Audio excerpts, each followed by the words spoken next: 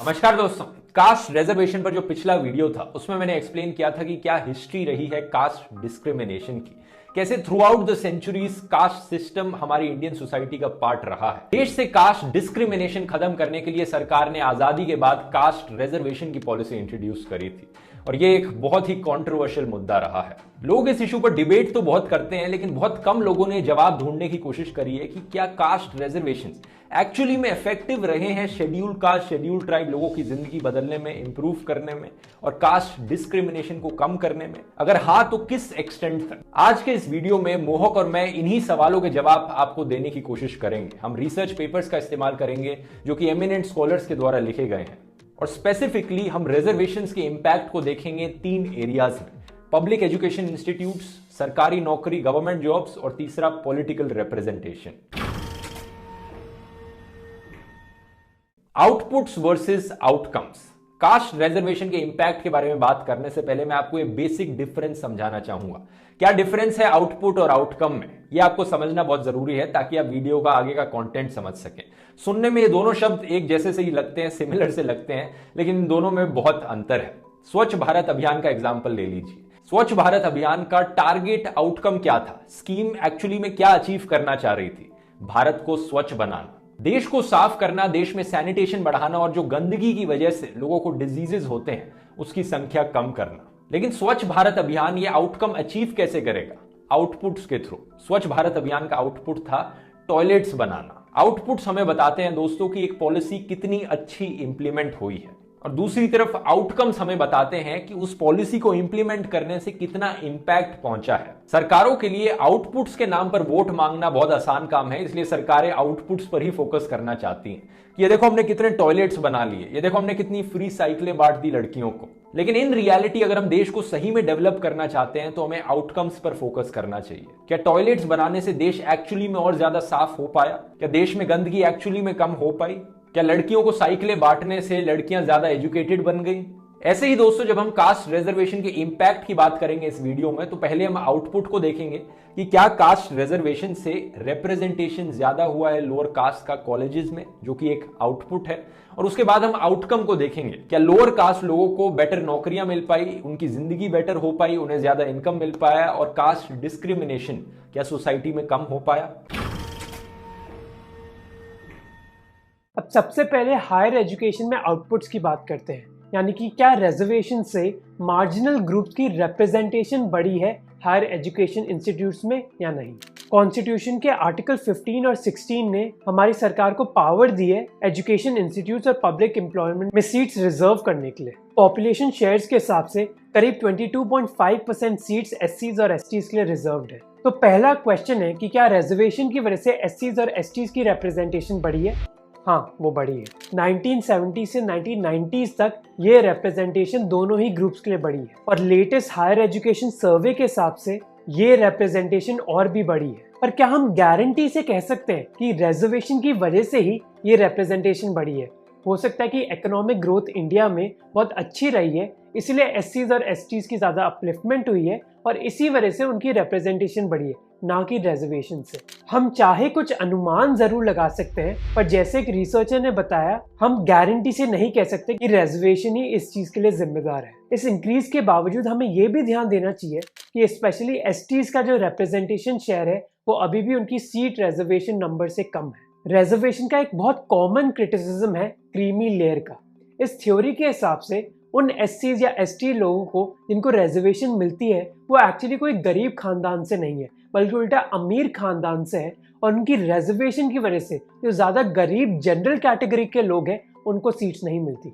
इसके बारे में भी रिसर्चर्स ने बात करी है और उन्होंने ये देखा कि जो एससीज और एसटीज को रिजर्वेशन मिलती है वो अपने ग्रुप में जरूर ज्यादा बेहतर होते हैं, पर ऐसा नहीं है कि उनकी सिचुएशन जनरल कैटेगरी के लोग से ज्यादा बेटर है। दूसरा आर्ग्यूमेंट जो दिया जाता है एजुकेशन में रिजर्वेशन के खिलाफ वो ये है कि रिजर्व स्टूडेंट्स के लिए जो स्कोर्स की रिक्वायरमेंट होती है वो कम होती है।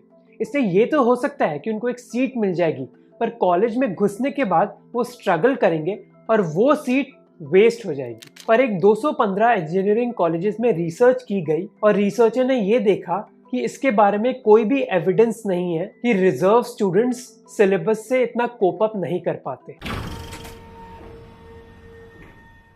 अब बात करते हैं पब्लिक एम्प्लॉयमेंट की। ये जांचने की कोशिश करते हैं कि क्या रिजर्वेशन से एससीज, एसटीज या फिर दूसरे मार्जिनल ग्रुप्स की रिप्रेजेंटेशन बढ़ी है इंडियन ब्यूरोक्रेसी में या नहीं। गवर्नमेंट डेटा के हिसाब से एससीज और एसटीज की गवर्नमेंट एडमिनिस्ट्रेशन में रिप्रेजेंटेशन जरूर बढ़ी है, पर जब हम इस डेटा को और बारीकी से देखेंगे और गवर्नमेंट पोजीशंस को डिफरेंट लेवल्स में डिवाइड करेंगे, हम ये देखेंगे कि एससीज और एसटीज की बहुत रिप्रेजेंटेशन जरूर है, पर वो रिप्रेजेंटेशन मोस्टली लोअर पोजीशंस में। जैसे बस ग्रुप सी और ग्रुप डी में ही उनकी रिप्रेजेंटेशन उनके रिजर्वेशन कोटा के पास है, और एससीज की ग्रुप डी पोजीशंस में इतनी ज्यादा रिप्रेजेंटेशन इसलिए है क्योंकि उनमें से कई लोग सफाई कर्मचारी हैं। इनफैक्ट करीब 40% सफाई कर्मचारी शेड्यूल्ड कास्ट से बिलोंग करते हैं। सरकारी जॉब में रिजर्वेशन के खिलाफ भी एक कॉमन क्रिटिसिज्म है क्रीमी लेयर का, पर एक रिसर्चर ने इसके बारे में जांच करी और उनको कोई भी एविडेंस नहीं मिला इस क्रीमी लेयर थ्योरी का। एक और आर्ग्यूमेंट जो दिया जाता है सरकारी नौकरियों में रिजर्वेशन के खिलाफ, वो ये है कि जब मार्जिनल ग्रुप्स के लोग जब सरकार में आ जाएंगे तो सरकार की इफेक्टिवनेस कम हो जाएगी, पर रिसर्चर्स ने इसके बारे में भी कोई भी एविडेंस नहीं पाया है। दो रिसर्चर्स ने इसको जांचने के लिए बहुत ही इंटरेस्टिंग स्टडी करी। उन्होंने 1980 से 2002 तक का इंडियन रेलवेज का डेटा लिया और 15 लाख रेलवे एम्प्लॉयज की जांच करी, क्योंकि वो ये देखना चाहते थे कि क्या रिजर्वेशन की वजह से जो इंडियन रेलवेज की प्रोडक्टिविटी है वो कम हुई है। पर एनालिसिस करके उनको कोई भी एविडेंस नहीं दिखा कि रिजर्व्ड एम्प्लॉयज की वजह से रेलवे की एफिशिएंसी कम हो रही है। इनफैक्ट कुछ केसेस में तो उनको ये देखने को मिला कि रिजर्व्ड एम्प्लॉयज की वजह से एफिशिएंसी बढ़ गई। अब रिजर्वेशन की वजह से डिसएडवांटेज ग्रुप्स की रिप्रेजेंटेशन जरूर बढ़ी है पब्लिक एडमिनिस्ट्रेशन और हायर एजुकेशन इंस्टीट्यूट्स में, पर उसका इम्पैक्ट क्या रहा है उनकी जिंदगी में, ये जांचने की कोशिश करते हैं। रिसर्च के हिसाब से ओवरऑल बहुत पॉजिटिव इम्पैक्ट रहा है उनकी जिंदगी में, पर अभी भी बहुत ज़्यादा रूम फॉर इम्प्रूवमेंट है, यानी कि इम्प्रूव होने के लिए बहुत ज़्यादा संभावना अभी भी। जैसे एक रिसर्च ने दिखाया कि गवर्नमेंट जॉब्स में रिजर्वेशन के बाद एससीज और एसटीज की सैलरीड जॉब्स में रिप्रेजेंटेशन 5% से बढ़ गई। एक दूसरी स्टडी ने दिखाया कि गवर्नमेंट जॉब्स में रिजर्वेशन की वजह से ओबीसी स्टूडेंट्स का हौसला और बढ़ गया और वो और पढ़ने लग गए। रिजर्वेशन की वजह से ऑन एवरेज एक स्टूडेंट 0.8 साल और पढ़ने लग गया। अगर हम पॉलिटिकल सीट्स में रिजर्वेशन की बात करें तो उसका कुछ मिक्स इम्पैक्ट रहा है। जैसे एक स्टडी के हिसाब से ग्राम पंचायत में रिजर्वेशन की वजह से शेड्यूल्ड ट्राइब्स में गरीबी घटी है, पर ऐसा कुछ इम्पैक्ट उनको शेड्यूल्ड कास्ट में देखने को नहीं मिला। पर एक दूसरे पेपर ने दिखाया कि हमारी पॉलिटिक्स में रिजर्वेशन की वजह से एससीज और एसटीज को ना ही ज्यादा जॉब्स मिली, पर गवर्नमेंट स्कीम्स भी उनको ज्यादा टारगेट करने लग गई। एक और स्टडी ने पंचायत इलेक्शंस में कोटास के इम्पैक्ट को जांच करने की कोशिश करी और उन्होंने ये देखा कि इन कोटास से जो डिसएडवांटेज ग्रुप के लोग हैं उनको मनरेगा स्कीम से ज्यादा मदद मिलती है और उनकी रोड्स, पानी या फिर एजुकेशन में भी इम्प्रूवमेंट होती है। एक दूसरी स्टडी जो राजस्थान में हुई थी, उन्होंने ये देखा कि जब एक शेड्यूल का सरपंच इलेक्ट होता है तो पूरी कम्युनिटी को कई सारे फायदे होते हैं। अब इन सारी स्टडीज को आप देखोगे तो आपको शायद ये लगेगा कि रिजर्वेशन तो बहुत ही अच्छा पॉलिसी टूल है, उसकी वजह से इतनी सारी पॉजिटिव चेंजेस हो रही है, पर हमें ये भी याद रखना चाहिए कि रिजर्वेशन हर चीज़ को चेंज नहीं कर सकती। जैसे उन सेम रिसर्चर ने बताया कि एक शेड्यूल कास्ट सरपंच के बनने के बावजूद जो डिफरेंट कम्युनिटी और कास्ट में रिलेशनशिप से वो इतने चेंज नहीं हुए गाँव में। और इसके हमने कई उदाहरण देखे हैं कि बस रिजर्वेशन से जो पूरा माहौल है सोसाइटी में वो जरूरी नहीं है कि वो बदल जाएगा। जैसे रिसेंटली एक रिपोर्ट देखी थी हमने, जहाँ एक शेड्यूल्ड कास्ट की पंचायत प्रेसिडेंट को अपनी कास्ट की वजह से फिर भी जमीन पर बैठना पड़ा था तमिलनाडु में। The woman panchayat leader there has not been allowed to sit on a chair. She was sitting on the floor and she was also alleged, so she wasn't allowed to hoist the flag. और कई researchers ने इसके बारे में बात भी करी है कि पॉलिटिकल रिप्रेजेंटेशन में कोटास को इंक्लूड करके कोई गारंटी नहीं है कि मार्जिनल कम्युनिटीज को बेनिफिट मिलेंगे ही मिलेंगे। जैसे एक रिसर्चर ने कहा कि एक पंचायत इलेक्शन जीतने के लिए किसी भी लीडर को बहुत डिफरेंट सोशल ग्रुप से सपोर्ट चाहिए होता है और इसी वजह से वो कई बार ऐसे डिसीजंस नहीं लेंगे जो बस उनके ग्रुप को ही मदद करेंगे। कास्ट रिजर्वेशन के इन सारे बेनिफिट्स के बावजूद भी दोस्तों आज के दिन अनफॉर्चुनेटली एक बहुत बड़ा गैप है लोअर कास्ट और अपर कास्ट लोगों के बीच में। 2011 का डेटा हमें दिखाता है कि एक Brahmin adult on average 5.6 years ज्यादा एजुकेशन एक्वायर करता है over the course of his life time as compare to a scheduled tribe adult. ये मैप 1954 का है जो आपको दिखाता है कि लोग कास्ट के बेसिस पे कैसे रहते हैं देश में। 6 दशकों के बाद भी इसमें ज्यादा चेंज नहीं आया है। ये टेबल आपको दिखाती है कंपैरिजन एवरेज इनकम, एसेट्स और एजुकेशन लेवल का across the different caste groups, और बड़ी आसानी से आप देख सकते हो कि जो फॉरवर्ड कास्ट मेंबर्स हैं वो compare to the rest of the population काफी आगे हैं हर एक एस्पेक्ट में। इस सारे डेटा से प्रूव हो जाता है कि सिर्फ कास्ट रिजर्वेशन काफी नहीं है हमारे देश में कास्ट डिस्क्रिमिनेशन की प्रॉब्लम को सॉल्व करने के लिए। और ये सिर्फ मेरी राय नहीं है, डॉक्टर B.R. अंबेडकर का भी यही कहना था उनकी किताब अनहाइलेशन ऑफ कास्ट में। ग्रेटर सोशल इंटीग्रेशन का सीधा सीधा मतलब है कि अलग अलग कास्ट के जो लोग हैं वो एक दूसरे के साथ मिलजुल कर रहें लाइफ के ऑलमोस्ट हर एक एस्पेक्ट में। ना सिर्फ सेम सोसाइटीज में रहें बल्कि सिमिलर एक्टिविटीज में पार्टिसिपेट करें और इंटर मैरिजेस भी बढ़े कास्ट के बीच में।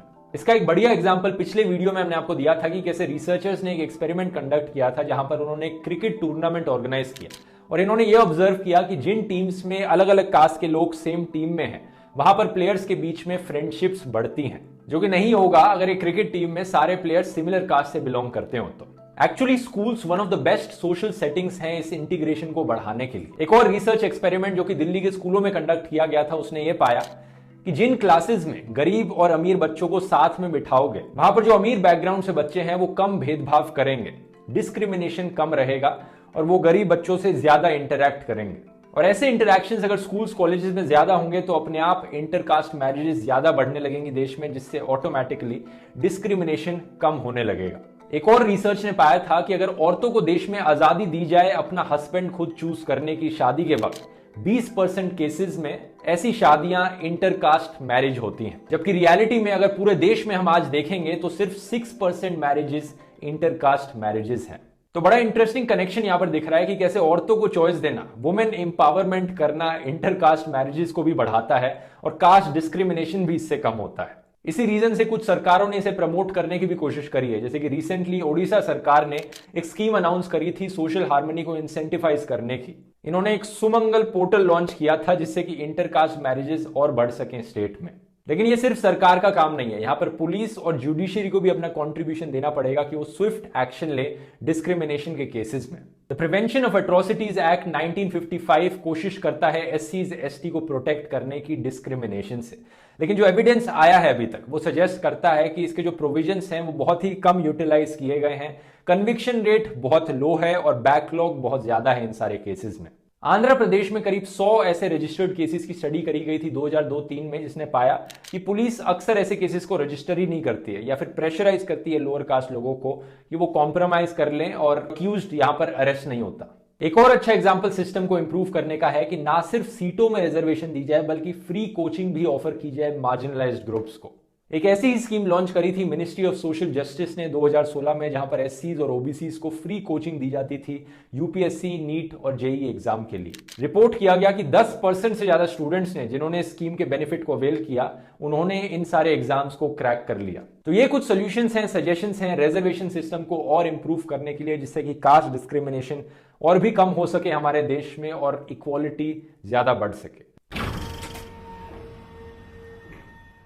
कुछ लोग यहां पर यह आर्ग्यू करेंगे कि रिजर्वेशंस एक्चुअली में इक्वालिटी के अगेंस्ट हैं, क्योंकि हम लोग जो हार्ड वर्क करते हैं, इतना कोशिश करते हैं सीटें लाने की, हमारे लिए ऑप्शंस कम हो जाते हैं और वहां पर कोई अनडिजर्व आदमी हमारी सीट ले जाता है। मेरी राय में ये एक बहुत ही नैरो पर्सपेक्टिव है पूरी सिचुएशन को यहां पर देखने का, क्योंकि इमेजिन कीजिए आप यहां पर 1 लाख लोगों के साथ कंपीट कर रहे हैं, एग्जाम लिखते हैं 100 सीटों के लिए।